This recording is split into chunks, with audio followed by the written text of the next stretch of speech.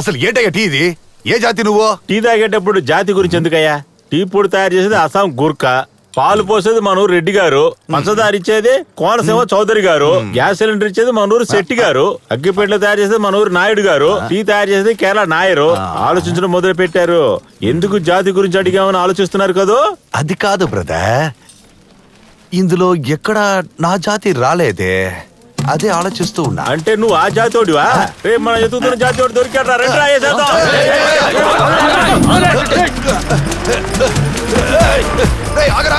ఎక్కడికి తీసుకెళ్తున్నావు? పిడుగురాయుడు సార్, నువ్వు ఏం చెప్పబోతావో నాకు బాగా తెలుసు సార్. ఒకటి వాడిని ప్రాణంతో తీసుకురా, లేదా వాడి బాడీని తీసుకురా.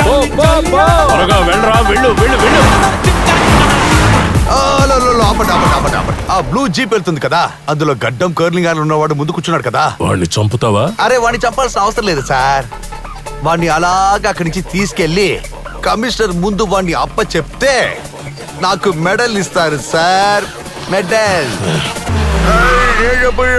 కేశవన్ కుట్టి సార్, గూగుల్ మ్యాప్ లో భవానీ ఉన్న లొకేషన్ 15 నిమిషాలని చూపిస్తోంది. సారే, ఆ మాల ప్లాస్టికా ఒరిజినల్ స్టార్ట్ చేశాడు.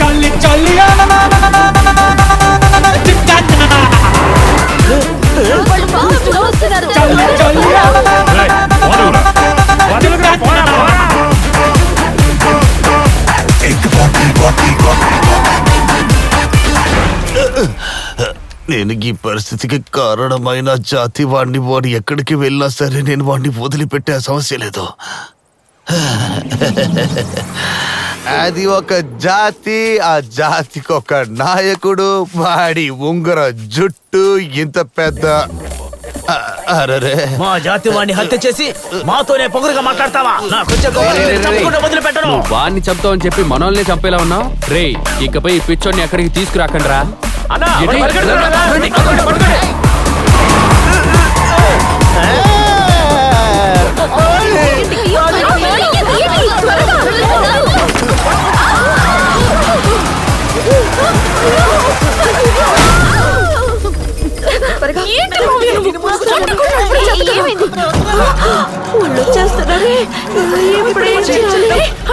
సంధ్య ఫ్యామిలీ ఈ బంగ్లాలోనే ఉన్నారు, త్వరగా రండి.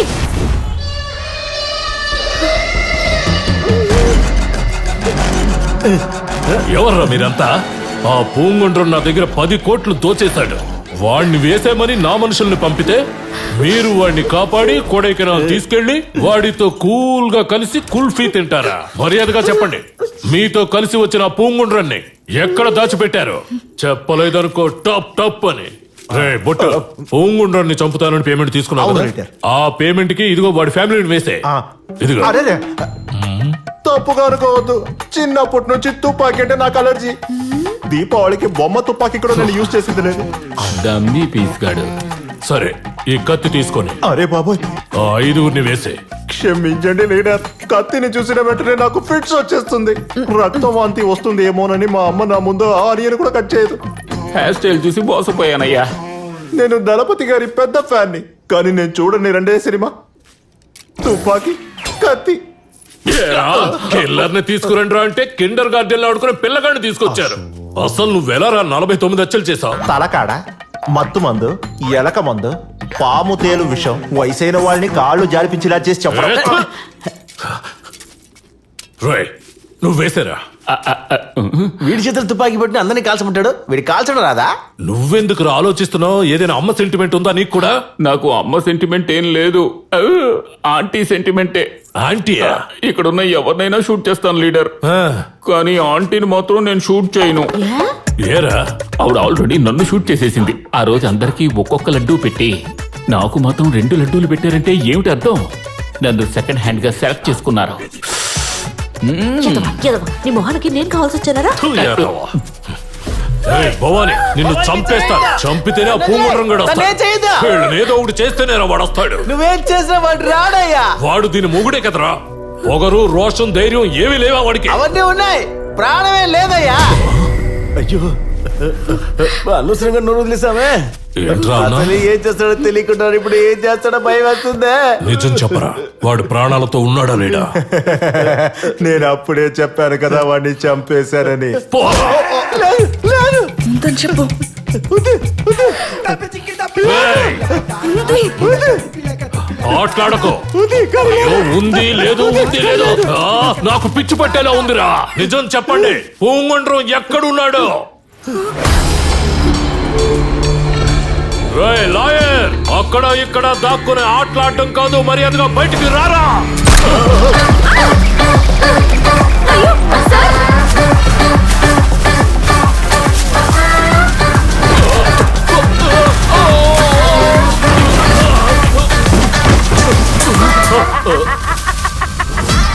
ఏంట్రా ఇది? వడివేలు కామెడీలాగా చంపి చంపి ఆటలాడుతున్నావు. నిన్ను ఒకే దెబ్బకు చంపేస్తాను రా. రేయ్, వాడిని ముక్కలుగా నరకండి రా.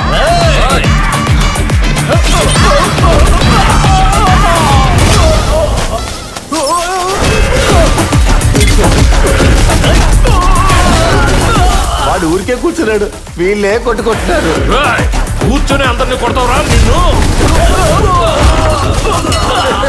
అద్భుతంగా ఫైట్ చేస్తున్నాడు. వీడిని మన పార్టీలో చేర్చుకోండి. అప్పుడప్పుడు శాసనసభలో ఫైట్ చేయడానికి ఇలాంటి వాడు మనకు కావాలి.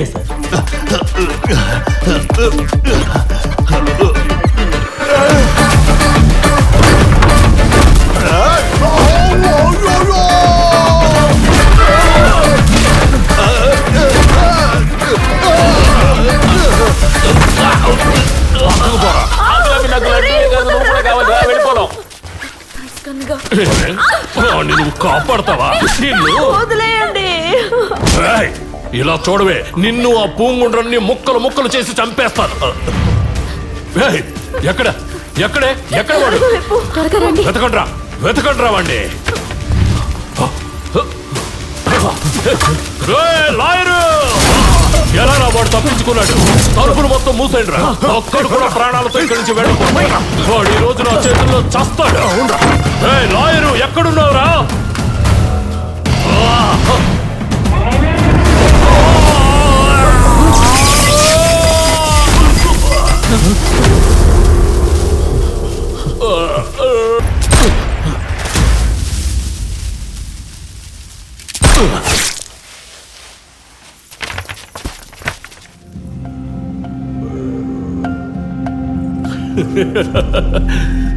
అన్నా చూసారా, ఈ పూంగుండ్రం గాడిని నేనే నా చేతులతో చంపా. నేనే ఆరోగ్య శాఖ మంత్రుడి. నేనే ఆరోగ్య శాఖ మంత్రిని. వెనక్కి తిరిగి ఒకసారి చూడు. సైలెంట్ గా తప్పుడు లేకుండా చంపమంటే మీడియాని పిలిచి మహానాడు పెట్టి మర్డర్ చేసావు. అన్నా, దీనంతటికి కారణం ఆ ఓంపూరి గడే. మీడియాను వాడి పిలిచాడు. పిలిచింది ఓం పురియో కారబుందియో. పార్టీ పేరు మీడియాలో మిక్సర్ అయిపోయింది. అన్నా, అన్నా. సార్ వాడు మరి చనిపోయాడు సార్. ఏ మళ్ళీ వాడిని చంపేశావా? నేను చెప్పలేదు సార్. అడికడ రాజు గారు వాడిని తుపాకీతో కాల్చి చంపారు సార్. నా కళ్ళారా చూశాను, వీడియో కూడా తీసాను, మీకు పంపిస్తాను చూడండి సార్. అవన్నీ నాకేం అక్కర్లేదు. ఇలా చూడు, ఆ జాతి పార్టీ సంఘ నాయకుడు ఎదురుగానే కూర్చున్నారు. ఆ గెడ్డ ఉన్న వ్యక్తి అడ్వకేట్ పూంగుండ్రనంట. అతను వీళ్ళ జాతే కాదంట. త్వరగా రావయ్య, కొట్టవా.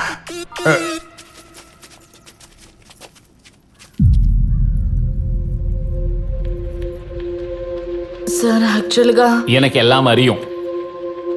ఈ పిచ్చోడి మాటలు విని అందర్నీ సందేహించినట్టు నా പൂങ്കുണ്ടൻ സാറിന് కూడా ഞാൻ సందేహించు.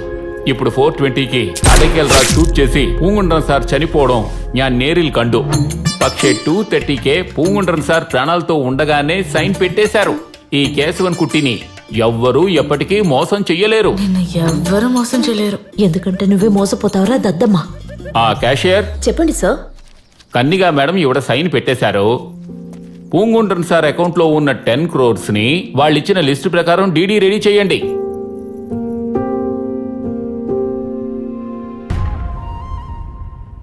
ఆ మంచి మనిషి ఇంకా చావలేదు. 28 కుటుంబాల మధ్యలో జీవిస్తూనే ఉన్నాడు. ఊహ తెలిసినప్పటి నుంచి ప్రభువుని తప్ప ఎవరిని వేడుకోలేదు. మొదటిసారిగా ఇతన్ని నమస్కరిస్తున్నాను. God bless. ఏదేమైనా చనిపోయిన ఒక వ్యక్తి శరీరంతో ఇలాంటి ఒక తప్పు చేసామని బాగా గిల్టీగా అనిపించింది. అందుకే మీ దగ్గర కౌన్సిలింగ్కి వచ్చాను. ఒక చర్చ్ ఫాదర్ దగ్గరికి ఒక హిందూ కౌన్సిలింగ్కి రావడం తప్ప. మనసులో బాధ చెప్పుకోవడానికి మతం ఎందుకమ్మా?